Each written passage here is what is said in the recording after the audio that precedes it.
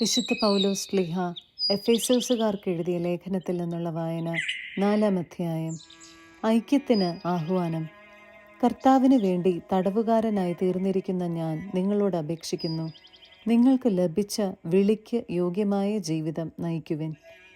പൂർണ്ണമായ വിനയത്തോടും ശാന്തതയോടും ദീർഘക്ഷമയോടും കൂടെ നിങ്ങൾ സ്നേഹപൂർവ്വം അന്യോന്യം സഹിഷ്ണുതയോടെ വർത്തിക്കുവിൻ. സമാധാനത്തിൻ്റെ ബന്ധത്തിൽ ആത്മാവിൻ്റെ ഐക്യം നിലനിർത്താൻ ജാഗരൂകരായിരിക്കുവിൻ. ഒരേ പ്രത്യാശയിൽ നിങ്ങൾ വിളിക്കപ്പെട്ടതുപോലെ ഒരു ശരീരവും ഒരു ആത്മാവുമാണുള്ളത്. ഒരു കർത്താവും ഒരു വിശ്വാസവും ഒരു ജ്ഞാനസ്നാനവുമേ ഉള്ളൂ. സകലതിലുമുപരിയും സകലതിലൂടെയും സകലതിലും വർത്തിക്കുന്നവനും നമ്മുടെ എല്ലാം പിതാവുമായ ദൈവം ഒരുവൻ മാത്രം. കൃപാവരങ്ങളുടെ വൈവിധ്യം. നമുക്ക് ഓരോരുത്തർക്കും ക്രിസ്തുവിൻ്റെ ദാനത്തിന് അനുസൃതമായി കൃപ നൽകപ്പെട്ടിരിക്കുന്നു. അതിനാൽ ഇപ്രകാരം പറഞ്ഞിരിക്കുന്നു: അവൻ ഉന്നതങ്ങളിലേക്ക് ആരോഹണം ചെയ്തപ്പോൾ അസംഖ്യം തടവുകാരെ കൂടെ കൊണ്ടുപോയി. മനുഷ്യർക്ക് അവൻ ദാനങ്ങൾ നൽകി. അവൻ ആരോഹണം ചെയ്തു എന്നതിൻ്റെ അർത്ഥമെന്താണ്? അവൻ ഭൂമിയുടെ അധോഭാഗങ്ങളിലേക്ക് ഇറങ്ങിയെന്നുകൂടിയല്ലേ? ഇറങ്ങിയവൻ തന്നെയാണ് എല്ലാ വസ്തുക്കളെയും പൂരിതമാക്കാൻ വേണ്ടി എല്ലാ സ്വർഗങ്ങൾക്കുമുപരി ആരോഹണം ചെയ്തവനും. അവൻ ചിലർക്ക് അപ്പസ്തോലന്മാരും പ്രവാചകന്മാരും സുവിശേഷ പ്രഘോഷകന്മാരും ഇടയന്മാരും പ്രബോധകന്മാരും മറ്റുമാകാൻ വരം നൽകി. ഇത് വിശുദ്ധരെ പരിപൂർണരാക്കുന്നതിനും ശുശ്രൂഷയുടെ ജോലി ചെയ്യുന്നതിനും ക്രിസ്തുവിൻ്റെ ശരീരത്തെ പണിതുയർത്തുന്നതിനും വേണ്ടിയാണ്. വിശ്വാസത്തിൻ്റെ ഐക്യത്തിലും ദൈവപുത്രനെക്കുറിച്ചുള്ള പൂർണ്ണ ജ്ഞാനത്തിലും എല്ലാവരും എത്തിച്ചേരുകയും ക്രിസ്തുവിൻ്റെ പരിപൂർണതയുടെ അളവനുസരിച്ച് പക്വതയാർന്ന മനുഷ്യരാവുകയും ചെയ്യുന്നതുവരെ ഇത് തുടരേണ്ടിയിരിക്കുന്നു. നാം ഇനിമേൽ തെറ്റിൻ്റെ വഞ്ചനയിൽ പെടുത്താൻ മനുഷ്യർ കൗശലപൂർവം നൽകുന്ന വക്രതയാർന്ന ഉപദേശങ്ങളുടെ കാറ്റിൽ ആടിയുലയുകയും തൂത്തെറിയപ്പെടുകയും ചെയ്യുന്ന ശിശുക്കളാകരുത്. പ്രത്യുത സ്നേഹത്തിൽ സത്യം പറഞ്ഞുകൊണ്ട് ശിരസായ ക്രിസ്തുവിലേക്ക് എല്ലാ വിധത്തിലും നാം വളരേണ്ടിയിരിക്കുന്നു. അവൻ വഴി ശരീരം മുഴുവൻ ഓരോ സന്ധിബന്ധവും അതതിൻ്റെ ജോലി നിർവഹിക്കത്തക്ക വിധം സമന്വയിക്കപ്പെട്ട് വളരുകയും സ്നേഹത്തിൽ രൂപപ്പെടുകയും ചെയ്യുന്നു. ക്രിസ്തുവിൽ നവജീവിതം. കർത്താവിൽ ഞാൻ നിങ്ങളോട് ഉറപ്പിച്ചു പറയുകയും സാക്ഷ്യപ്പെടുത്തുകയും ചെയ്യുന്നു, നിങ്ങൾ ഇനി ഒരിക്കലും വ്യർത്ഥ ചിന്തയിൽ കഴിയുന്ന വിജാതീയരെ പോലെ ജീവിക്കരുത്. ഹൃദയ കാഠിന്യം നിമിത്തം അജ്ഞത ബാധിച്ച അവർ ബുദ്ധിയിൽ അന്ധകാരം നിറഞ്ഞ് ദൈവത്തിൻ്റെ ജീവനിൽ നിന്ന് അകറ്റപ്പെട്ടിരിക്കുന്നു. അവർ മനസ്സു മരവിച്ച് ഭോഗാസക്തിക്ക് തങ്ങളെ തന്നെ സമർപ്പിച്ചു. എല്ലാത്തരം അശുദ്ധികളിലും ആവേശത്തോടെ മുഴുകി. പക്ഷേ ഇതല്ല നിങ്ങൾ ക്രിസ്തുവിൽ നിന്ന് പഠിച്ചത്. നിങ്ങൾ യേശുവിനെക്കുറിച്ച് കേൾക്കുകയും സത്യം തന്നിലായിരിക്കുന്നത് പോലെ തന്നെ അവൻ നിങ്ങളെ പഠിപ്പിക്കുകയും ചെയ്തിട്ടുണ്ടല്ലോ. നിങ്ങളുടെ പഴയ ജീവിത രീതിയിൽ നിന്ന് രൂപം കൊണ്ട വഞ്ചന നിറഞ്ഞ ആസക്തികളാൽ കലുഷിതനായ പഴയ മനുഷ്യനെ ദൂരെ എറിയുവിൻ. നിങ്ങൾ മനസ്സിൻ്റെ ചൈതന്യത്തിൽ നവീകരിക്കപ്പെടട്ടെ.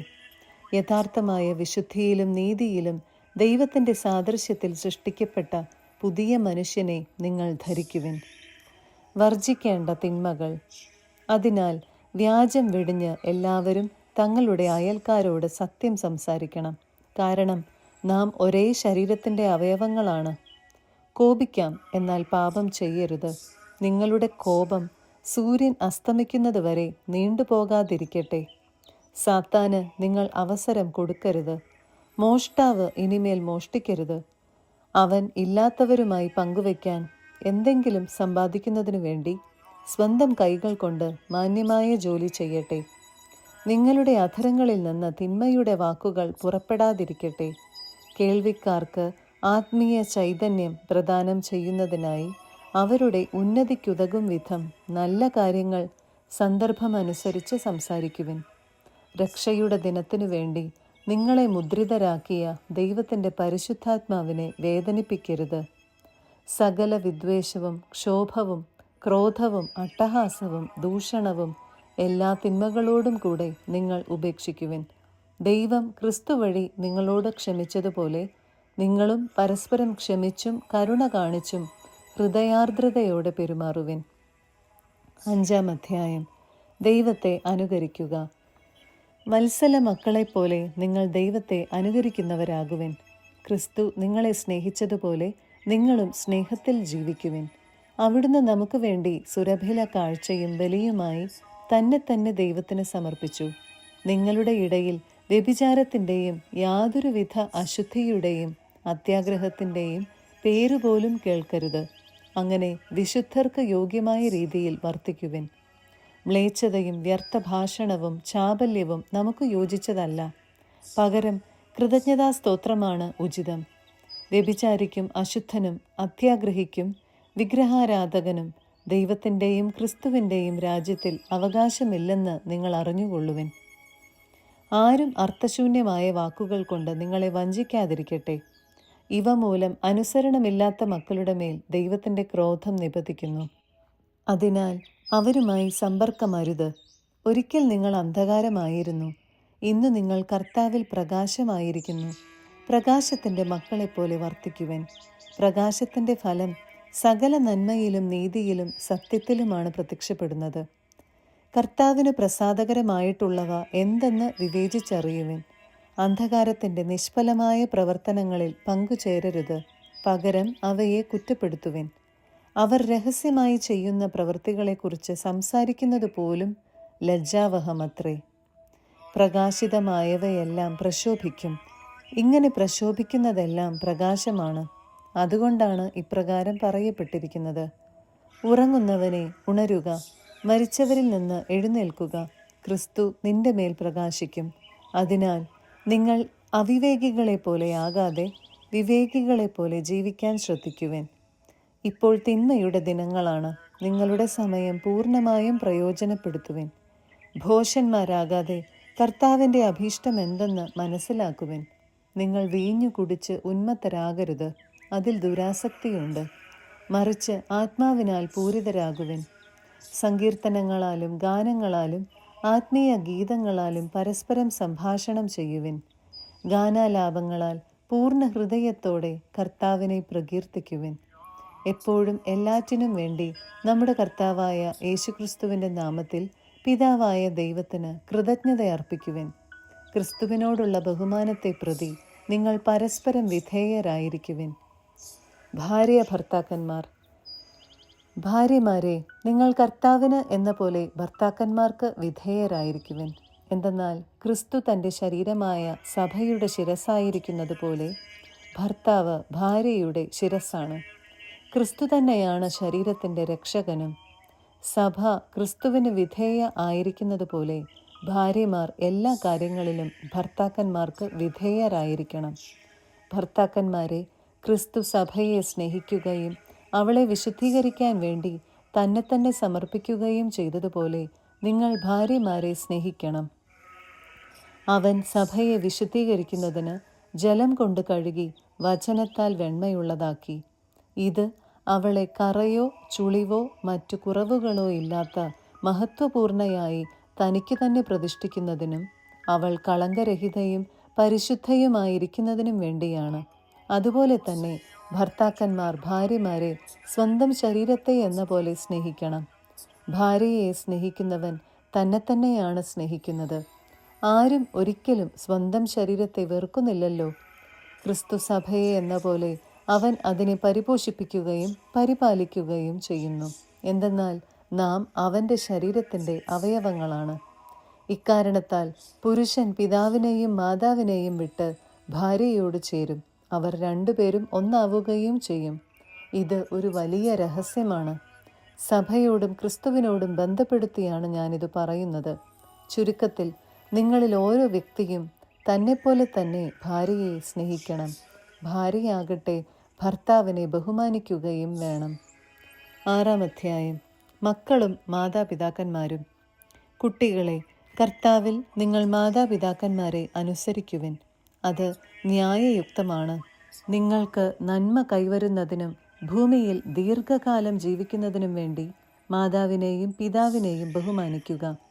വാഗ്ദാനത്തോടു കൂടിയ ആദ്യത്തെ കൽപ്പന ഇതത്രേ: പിതാക്കന്മാരെ, നിങ്ങൾ കുട്ടികളിൽ കോപമുളവാക്കരുത്, അവരെ കർത്താവിൻ്റെ ശിക്ഷണത്തിലും ഉപദേശത്തിലും വളർത്തുവിൻ.